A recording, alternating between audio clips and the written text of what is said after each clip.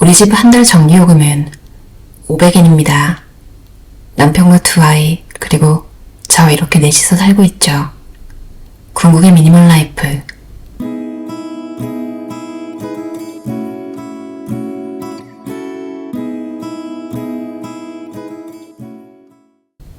(4인) 가구의 전기요금이 500엔이라고 말하면 사람들은 힘들겠어요. 너무 무리하는 거 아니에요? 라고 말합니다. 왜 이런 생활을 하느냐고요? 그건 그냥 이 생활이 좋기 때문이에요. 전자제품이나 물건들이 별로 없어도 불편하지 않습니다. 오히려 없어서 마음은 더 편해요. 세탁기가 없어도 대야만 있으면 됩니다. 청소기가 없어도 빗자루만 있으면 됩니다. 냉장고가 없어도 저장식품만 있으면 됩니다. 억지로 무리하는 게 아니에요. 전 이런 것들이 더 좋아요. 다만 그뿐이에요. 사람들에게 별로다라는 말을 자주 듣습니다. 하지만 저에게는 이게 일상입니다. 돈을 쓰지 않고 나의 노동력을 쓰는 것, 이런 생활이야말로 제게는 최고의 호사랍니다. 어느 집에나 당연히 있는 것이 우리 집에는 없다 보니 신기한 취급을 받지만 전자제품 중에는 없어도 괜찮은 것이 의외로 많습니다. 1950년대까지만 해도 대부분의 사람들은 전자제품 없이 사는 걸 당연하게 여겼습니다. 지금 있는 게 당연하다고 생각하는 것들에 대해 다시 한번 생각해 본다면 삶의 본질이 보일지도 모릅니다. 빨래의 더러움은 기본적으로 땀과 때입니다. 매번 음료수나 간장을 흘리는 것도 아니므로 세탁기로 늘 꼼꼼하게 빨 필요는 없어요. 손으로 빨면 더러운 정도에 따라 나눠 빨 수도 있죠. 사실 시간도 별로 안 걸려요. 여름에는 목욕하는 김에 해치우니까요. 대야에 물을 담고 옷을 넣은 후 아이에게 밟도록 해요. 헹구기까지 포함해 10에서 20분이면 4인 가족의 세탁이 끝난답니다. 목욕 수건 같은 큰 빨래가 있으면 힘들기 때문에 평소 몸을 닦는 수건은 작은 스포츠 타월을 쓰는 게 제 비법이죠. 식기세척기도 없어요. 설거지 대야 하나면 충분해요. 설거지를 할 때는 담가서 씻기가 기본이에요. 마지막 헹굴 때만 물을 틀어서 헹굽니다. 이때 수도에서 흐르는 물은 연필 굵기 정도면 충분해요. 대야는 정말 편리해요. 물을 퍼담을 때, 빨래할 때, 야채나 식기 등을 씻을 때, 머리를 감을 때 등 다양하게 활약합니다.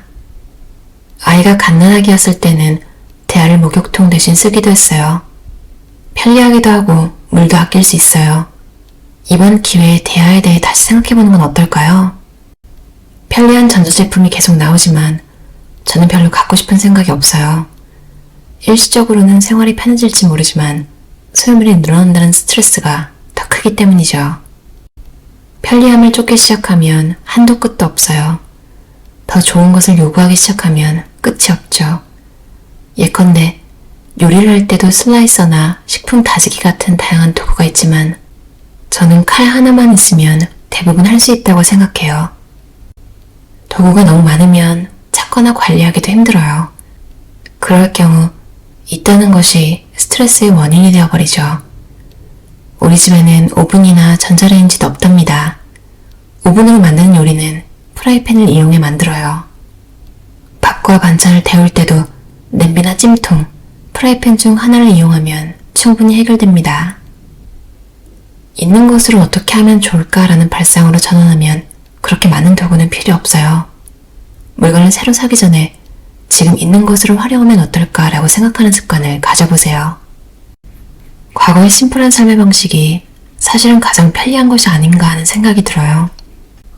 기술 진보로 인해 사람들은 자기 능력 이상의 힘을 갖게 되었습니다. 그래서 편리해진 점도 있지만 역시 자기 형편에 맞는 생활이 제일이지 않을까요? 저는 제 형편에 맞게 사는 삶이 가장 저답고 마음 편한 것 같아요. 형편에 맞게 사는 삶이란 현대인의 생활과 비교하면 불편한 것일 수도 있어요. 요즘은 편의점이나 인터넷 같은 편리한 것들이 생겨서 혼자 살기가 편해졌어요. 집안에서도 어지간한 일처리가 가능해졌죠. 밖에 나가고 싶지 않으면 택배를 이용하면 됩니다. 다만 주변 사람과의 관계가 많이 줄어들고 고독이라는 대가도 치르게 되었지만요. 편리함을 추구할 것인가, 자기 형편에 맞게 살 것인가, 어느 쪽이 행복할지는 개인의 가치관에 따라 다르겠지만 저는 형편에 맞게 사는 삶을 선택하고 싶어요. 형편에 맞게 생활하게 된 데에는 할머니의 삶을 통해 배운 부분도 많아요.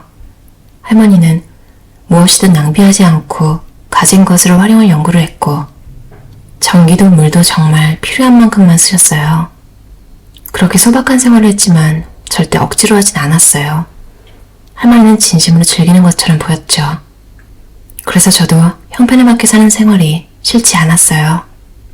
할머니의 모습을 보고 굉장히 좋은 이미지와 긍정적인 이미지를 갖게 된 거죠. 만약 절약하라는 잔소리를 듣거나 강요를 당했다면 혐오감을 느꼈을 수도 있어요. 하지만 음식물 쓰레기를 땅에 묻을 때도, 바느질을 할 때도, 풀을 뽑을 때도 할머니는 언제나 즐거워 보였어요. 생활은 즐거운 게 최고입니다. 즐겁지 않으면 지속할 수 없어요. 절약하자, 검소하게 살자고 다짐하고 무리한다고 해서 그게 지속될 수 있을까요?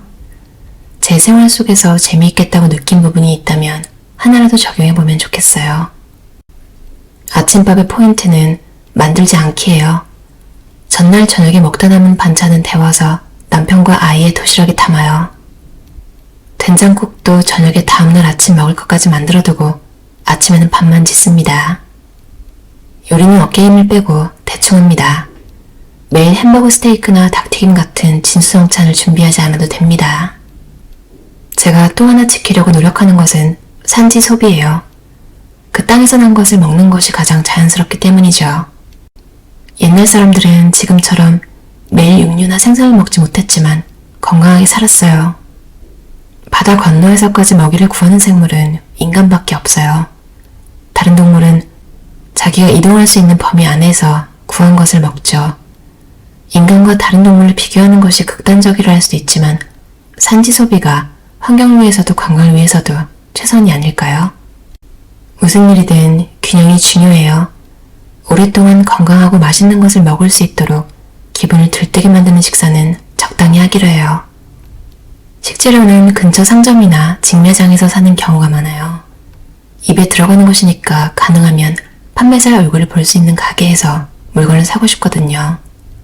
쌀은 근처에 생산하는 곳이 적기 때문에 정해놓은 농가에 주문하지만 두부는 두부가게, 고기는 정육점 등과 같이 대부분의 식재료는 동네 가게 상점에서 산답니다. 아는 사람이 만들고 판다는 것이 안심되기도 하고 기분도 좋아요. 슈퍼의 특판 세일이나 대량 구매, 인터넷 쇼핑몰을 이용하면 싸게 살 수는 있겠지만 누가 어떻게 어떤 마음으로 그것을 만들고 파는지 알 수 없잖아요. 얼굴을 보면 물건을 사면 유대감도 생기죠. 단골 가게가 생기고 이런저런 이야기도 나누게 되면 단순한 물건과 돈의 교환이 아니라 사람과 사람의 교류가 되고 마음까지 나눌 수 있어 장보기 자체를 기쁜 마음으로 할 수 있게 된답니다. 가격이 아닌 다른 것에도 관심을 가지고 보면 장보는 즐거움이 생길 거예요. 옷은 정말 마음에 드는 것만 남겨요. 스카프나 목도리 같은 소품으로도 멋을 낼 수 있어요. 옷은 소재가 좋고 코디하기 좋은 것을 고르고 소품으로 멋을 내보세요. 지출도 줄고 관리하는 수고도 적어진답니다. 세상에는 일상적으로 민족 의상을 입고 모두가 매일 정해진 옷을 입는 사람들도 있어요. 동네 어르신들도 어릴 때는 어머니가 만들어준 옷 2벌로 돌려 입었다고 하더군요. 정말 마음에 드는 옷이라면 많은 옷이 필요치 않아요. 저는 한 계절에 3패턴 정도의 옷을 입어요. 그것으로 충분히 돌려 입을 수 있어요. 먼저 옷장의 크기를 정하세요. 거기에 들어가는 만큼만 사면 옷은 늘지 않아요. 옷을 못 입게 되거나 해지면 그때 새로 삽니다. 그 이상은 늘리지 않아요. 옷이 많아 옷장에 다 안 들어가면 수납용품도 또 사게 됩니다. 그러면 옷이 점점 더 많아지고 방은 더 좁아져요. 옷이 너무 많아지면 더 이상 통제가 안 되고 코디하기도 어려워지죠. 결국 옷장 구석에 있다가 자신의 기억에서마저 사라져갑니다. 모처럼 돈 주고 산 옷인데 기억에서는 사라지고 어디에 있는지조차 모르는 채 공간만 차지하고 있는 거죠. 자신에게도 옷에게도 그건 불행한 일이에요. 스스로 기억할 수 있을 정도의 옷만 가지는 것이 중요해요. 지금 머릿속에 떠올려 볼 수 있는 옷이 몇 가지나 있나요? 지금 떠오른 옷이 바로 당신의 마음에 드는 옷, 좋아하는 옷이에요. 우선 지금 있는 것을 다시 한번 점검해 보세요. 아즈마 가나코 저자의 궁극의 미니멀 라이프라는 책이었는데요. 그 절약할 때 묘하게 쾌감 느껴지는 거 겪어보셨나요? 그러니까 특히 이 저자가 말하는 방법은 아니지만 완전 다른 방법이지만 할인 같은 거 음식 코너에서 뭐 발견해서 그날 먹을 거 딱 건지면 기분 진짜 좋잖아요. 저만 그런가요? 이 저자가 되게 즐기는 게 막 보이잖아요. 되게 정말로 이 사람을 좋아하는구나. 그리고 이렇게 즐기는데 진짜 뭐 집에 있는 게 없어요. 뭐 세탁기, 냉장고 뭐가 없는데 이렇게 잘 사는 사람을 보면 되게 마음이 편해지지 않나요? 그러니까 갑자기 삶의 무게 같은 게 확 줄어든 기분이고, 왜냐면 우리 주변에 잘 사는 사람들 뭔가 뭐 요즘에는 한국에서 스타일러라는 그 옷 넣으면은 깔끔하게 해주는 그런 거가 집안에 막 다 있다면서요. 뭐 그런 거부터 그러니까 그 막 뭔가 나만 뒤처지고 있나? 막 이런 생각하다가 이런 딱 진짜 자기 기준이 확고한 이런 분들의 이야기를 보면 갑자기 되게 딱 저까지 마음이 막 편해지는 것 같아요. 그리고 또 되게 공감이 갔던 게 옷은 진짜 소재가 그러니까 싸구려 여러 벌보다 한두 벌 좋은 거 입는 게 좋은 것 같은 게 왜냐면 소재에서 너무 티가 나잖아요. 안 좋은 옷은. 이상하게 사람이 되게 입으면 없어 보이고 또 아무리 절약을 한다지만 내가 좀 초췌해 보이고 내가 자신감이 사라지는 그런 걸 원하지 않을 거 아니에요. 뭐 남들의 시선을 위해서 비싼 옷을 사자 이게 아니라 내 스스로가 거울을 봤을 때 기분이 좋으면 좋은데 이 저자가 딱 옷에 가지수는 적더라도 소재는 좀 신경을 쓴다 이런 내용이 와서 이건 쓴 찐이다. 정말 필수적인 거는 챙기지만 다른 거는 되게 아끼는, 그러니까 즐거워서 아끼는 본인이. 그래도 좋은 옷이니까 조금만 낡거나 어디 부분이 좀 터지면 고쳐서 입으신다고 해요. 그리고 스트레스, 뭘 입을지 고민된다면 한 계절에 3가지 패턴 이 정도만 딱 정해놓고 그걸 돌려 입으라고. 뭐 딱히 이렇게 하려고 한 건 아닌데 어차피 맨날 똑같은 옷을 입더라고요. 저도 손에 집히는 게. 특히 밖에 나갈 때. 전 재택근무를 하기 때문에 집에서는 그냥 편한 옷을 입고 있는데 이제 나갈 때가 있어요. 그때는 이제 집 근처 말고 어디 뭐 시내나 이런 거 나갈 때는 입는 옷이 뭐 매번 거의 똑같더라고요. 나는 다양한 스타일이 안 되는 사람이구나. 그냥 맨날 어차피 그 옷이 그 옷인 걸 입을 거면 이왕 살 거 그러니까 한두 개의 좋은 걸 가지자. 이런 생각이 들었어요. 여러분이 생각하는 궁극의 미니멀 라이프 적정선은 어디까지일까요? 여러분이 남들은 보통 가지고 있지만 집에 없는 물건이 있다면 얘기해 주시면 되게 흥미롭게 댓글 읽을 수 있을 것 같아요. 들어주셔서 감사합니다.